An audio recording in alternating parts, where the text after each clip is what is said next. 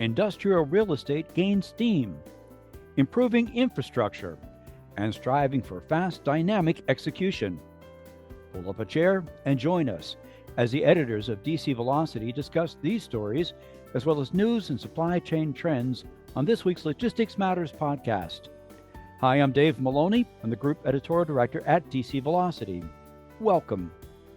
Logistics Matters is sponsored by Werner. In cross-border shipping, experience is everything. With more than 25 years of trusted expertise in Mexico, Werner moves your freight seamlessly across the border. Their bilingual teams handle the customs and compliance, so you don't have to. Get the reliability your supply chain deserves. Become a customer today at choosewerner.com. As usual, our DC Velocity senior editors Ben Ames and Victoria Kickham will be along to provide their insights into the top stories of this week. But to begin today, before a company can manufacture and distribute a product, they need the proper building designed to house their operations. That is where the industrial real estate market comes in. Like the home real estate market, there are ebbs and flows depending on the economy and other factors. But there are signs for hope in the industrial real estate market, and we'll find out a little bit more of that as Victoria Kickham speaks with today's guest. Victoria? Thanks, Dave. Our guest today is Lisa DeNight. She is Managing Director and Head of North American Industrial Research at the commercial real estate advisory firm Newmark. Lisa's here to talk with us, as you say, about market conditions and trends. Welcome, Lisa. Thanks, Victoria. Great to be here with you. Yeah, thank you. So the North American industrial real estate markets seem to be gaining momentum heading into 2026. I wonder if you could talk to us a little bit about how the market's shaping up based on Newmark's fourth quarter conditions and trends report, which was released last week. I am happy to say that our report shows the industrial market downturn is basically over. Just to maybe back up a tick for context, the market has been in this kind of protracted readjustment period following, I think we all remember that generational run-up in supply and demand that we saw during COVID. And then, of course, the second quarter of last year dropped Liberation Day into the mix, which is really the low of the market cycle from a demand perspective. Everyone slammed on the brakes in 2Q. But what we've seen since, and I think what 4Q really solidified, is that after 2 years of this kind of readjustment period, we're now past the worst of the cycle and back in, I'd say, modest growth mode. So in the fourth quarter, the market logged 62 million square feet of net absorption. It was the strongest quarter in 2 years and almost, I'd say, one for one with deliveries of new supply, which really tells us that demand is catching up to supply again. So the market is on good, stable footing for this year. Well, that's certainly good news. I was going to ask you, what stood out most from the report. You just sort of mentioned a few things, but I wonder if there are any other, particular bright spots you'd point to. Yeah, when you track 53 markets across the U.S., there's always something interesting going on. But I think what jumped out when we were putting the report together was just how broad the recovery has really become. More than 80% of our markets posted positive absorption in Q4, and that's compared to 50% in Q2. So it's good to see that market recovery isn't lopsided. Even markets that really suffered during this kind of protracted downturn, that they are finally seeing sustained positive absorption. So I think the clear takeaway is that this isn't just a handful of markets leading out. It's really a kind of broader return to form for the whole sector. And then just one other kind of bright spot I'd like to kind of call out beyond that kind of broader recovery is I would love to highlight the mega box warehouse. Across the U.S. it is the mega box segment, and by that I mean facilities that are 700,000 square foot plus that are really leading in improved fundamentals. We track vacancy for all of our markets and different size segments, and that mega box vacancy has already peaked and is consistently coming down And when we look at the construction pipeline, that mega box segment is 75% pre-committed, which is by far the highest of any size segment. So that really means that there's just going to be kind of fewer and fewer options for tenants like 3PLs, for example, that need to scale quickly and lease spec big box space. So while that kind of mega box segment only represents maybe about 15% of the total industrial inventory, it's just a sliver, let's say, Mhm. it is a notable bright spot to call out in terms of those improving fundamentals. And an interesting trend too to see. I wonder on the flip side of that, is there anything that concerns you? I hate to be the negative, but any headwinds that may slow the momentum we're seeing now? If the good news is that we're near peak vacancy, I think that the flip side to that is that, we're still at elevated vacancy. Vacancy is 7.5%, which is the highest it's been since 2013. Mm. And, when you think about how, the economy runs through warehouses. If there's any issue with the economy, that definitely translates through to demand. So, if there's any significant dent in consumer spending, job losses, we're not anticipating any of that. Mhm. But, I think economic fluctuations are more of a concern when vacancy is higher than average, like it is now. But we're not, we're certainly not forecasting anything like a recession. So I am confident now, while still kind of always wearing a little bit of a concern about, Mhm. just economic conditions in general. Thank you. So I wanted to ask, regionally where you're seeing the strongest demand for, warehouses and distribution centers. Is there any insight you can give us there from your report? Yeah, so in saying earlier, the demand recovery is pretty Yeah. broad-based, but Hmm. there is a clear regional winner, and that is Texas. Everything is bigger in Texas, Yeah. including industrial real estate demand. And when I say Texas, what I'm really saying is like Dallas and Houston. Like Dallas and Houston together, they accounted for about a quarter of all US net absorption last year, which is far more than their average share. That they're always stalwarts on that, top Mhm. 10 list, so to speak. But it just, if you were to look elsewhere, kind of beyond Texas, I'd say, some of the most exciting momentum that I'm seeing is in inland intermodal markets, especially in the Midwest, like markets like Columbus and, Indianapolis, Kansas City, markets that marry, I'd say, a lower total cost of occupancy with, really impressive super regional logistics infrastructure and manufacturing strength. I think, one thing that's important to point out is that, our data showed us last year that the domain of industrial net absorption, so to speak, it's no longer just being driven by, your concrete tilt-up boxes. It's also, huge battery plants that are delivering, or huge semiconductor facilities, or, biomanufacturing expansions that, are completing construction and starting to contribute very meaningfully to industrial net absorption. And we're really seeing that manifest most in southern and some select Midwestern markets. Interesting. Thank you. So a lot of these facilities are increasingly automated. We write about that all the time here at DC Velocity. I wonder if you can talk a little bit about how that trend is affecting the industrial real estate market. Yeah, it's fascinating to watch it happen kind of in real time. I say what we're really seeing is that automation is deepening this flight to quality trend. Mhm. Where modern, taller, and heavily powered ware. I think the heavily powered is emphasized strongly here. Warehouse, like the warehouses that are newer, taller, heavily powered, they are winning by a wide margin.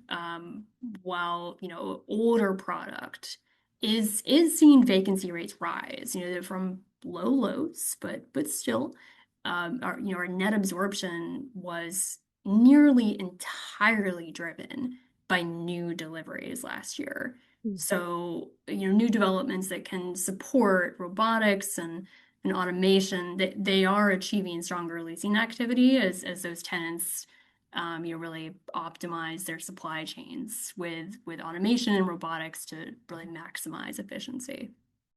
Before we wrap it up here, I just wanted to ask, is there anything else about your recent report or the market in general, even looking ahead? I know that's a crystal ball type of question, but anything that you think our readers should maybe pay particular attention to as the year unfolds?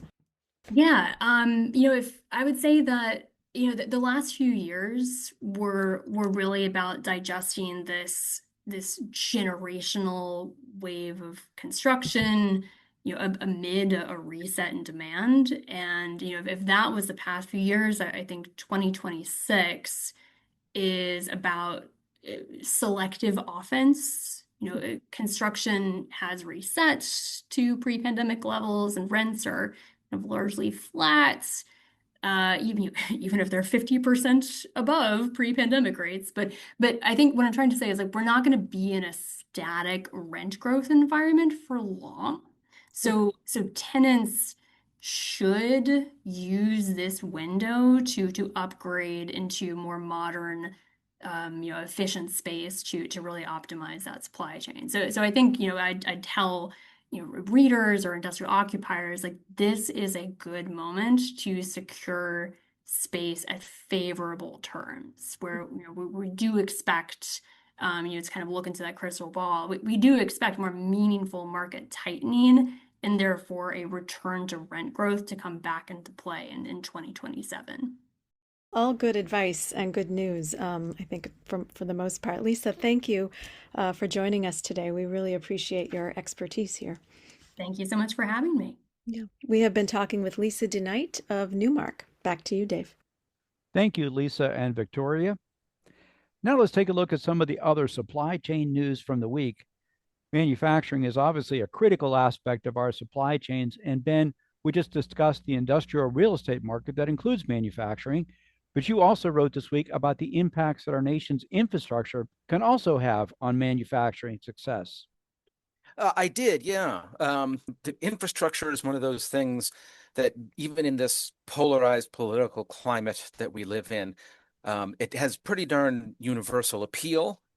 We saw that recently with 2021's bipartisan infrastructure law, known more formally as the Infrastructure Investment and Jobs Act.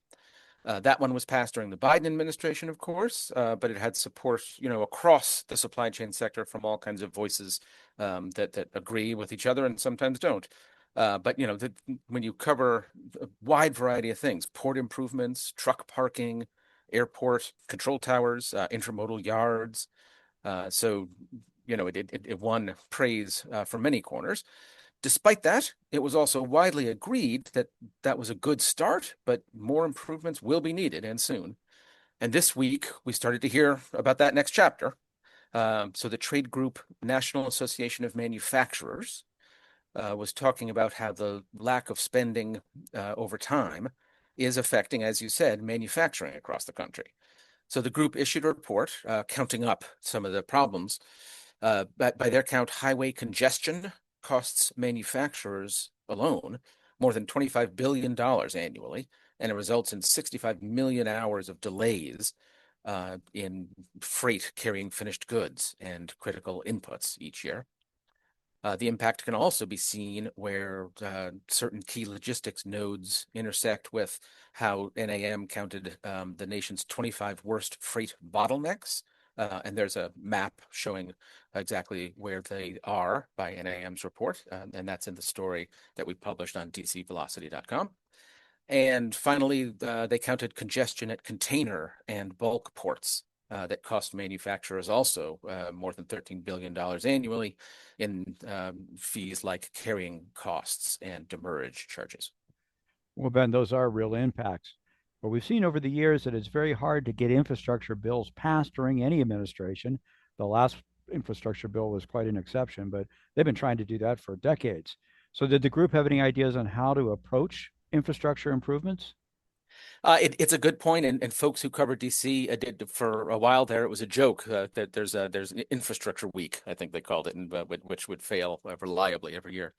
But yes, the manufacturing group is focused already on the surface transportation bill, and that is actually set to expire on September 30th. That may sound like a long way away. It's 7 months, I guess. But in Washington, D.C. terms, it's time to start planning for that right now. And the NAM is urging Congress to pass what they called robust infrastructure investments and to reauthorize critical federal highway programs. Specifically, the NAM report, they have four real points in their policy roadmap. First was continuing, again, robust investment levels for federal infrastructure, including long-term solutions for the Highway Trust Fund solvency. Second point is strengthening supply chains across transportation nodes. Third was investing in water infrastructure, very important to support manufacturing growth and also public health. And the fourth and final one was, in their view, reforming burdensome permitting laws and regulations to allow infrastructure investments to be made more efficiently. So we will see how this all plays out. As you said, that there are often a lot of speed bumps in Washington, but whatever happens, it will have a major effect on supply chains across the country. Yes, it certainly will. And we'll keep an eye on that progress. Yeah, it'll keep us busy for sure. It will. Thank you, Ben. Glad to. And Victoria, gaining a competitive advantage is the aim of every business. And you wrote this week about one strategy that companies are taking to gain a competitive advantage within their supply chains. That's right. So, research released this week tracks a turning point in supply chain strategy as organizations start to prioritize the speed of execution as their main source of competitive advantage these days. And this is according to research from supply chain software provider Infios, which was formerly, Körber Supply Chain Software, and is a division of Germany-based Körber AG, so the big supply chain tech company there. The company surveyed 100 US-based supply chain leaders, and they found that nearly 80% of them said that fast, dynamic execution across their supply chains, as opposed to planning or visibility alone, is their best competitive weapon in today's very volatile marketplace. Researchers said the results reveal a strategic shift in business leaders' approach to supply chain execution, which is essentially, the effective implementation of all your supply chain plans and processes. Victoria, what does it actually mean in practice? What kinds of strategic changes are happening? Yeah, good question. Well, it means more of a focus on specific technologies, for one thing. Nearly 60% of organizations surveyed said they plan to increase spending on supply chain execution solutions over the next 12 months. But despite those goals, the researchers found that most organizations aren't quite ready to take advantage of those systems, and that most are being held back by manual workflows and processes.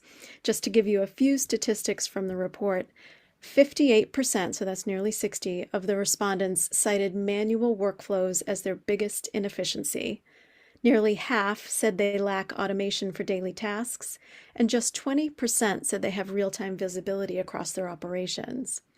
Advanced technologies are another component of all this. Just 6% of respondents said they use analytics or AI for automated responses, and the majority said they react to events as they occur, or that they use technology for predictive alerts and manual interventions. So there's not a lot of real-time insights or activity happening. So according to this research anyway, it seems that there's still work to be done on sort of the technology fundamentals, but the long-term goal is to have those systems in place and connected so that companies can respond faster to the ups and downs of today's business environment. Right, and as we've seen in so many instances, technology and automation can really make a difference to gaining speed and accuracy in operations, and is almost always worth the investment that they put into it. Yeah, absolutely. Thank you, Victoria. You're welcome. We encourage listeners to go to dcvelocity.com for more on these and other supply chain stories. Also, check out the podcast notes section for some direct links to read more about the topics that we discussed today. And we'd like to thank Lisa DeNight of Newmark for being our guest. We welcome your comments on this topic and our other stories.